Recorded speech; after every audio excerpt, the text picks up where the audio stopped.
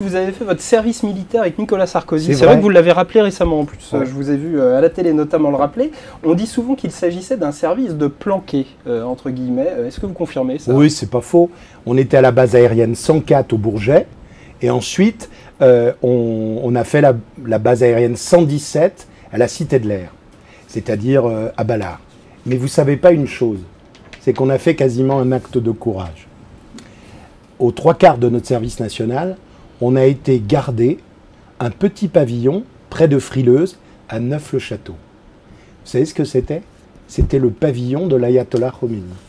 Et on a su un jour, Nicolas et moi, qu'il avait été prévu par la SAVAK, la police politique iranienne, d'aller assassiner l'ayatollah Khomeini.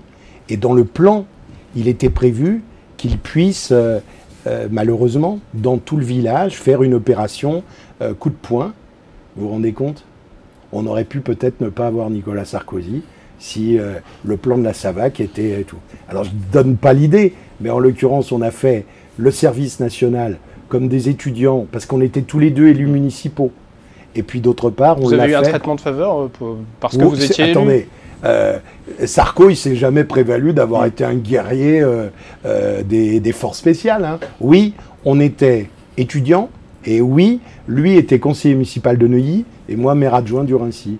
Donc j'ai même fait un truc encore plus drôle, c'est que comme il avait très froid, durant toute la nuit où on a fait attention à l'ayatollah Khomeini, on avait bu du rhum tellement on avait froid. Et on était fin bourré, donc en l'occurrence, il n'aurait pas été très difficile de nous assassiner. Merci pour l'anecdote. C'est un scoop, hein. C'est sorti nulle part, ça encore.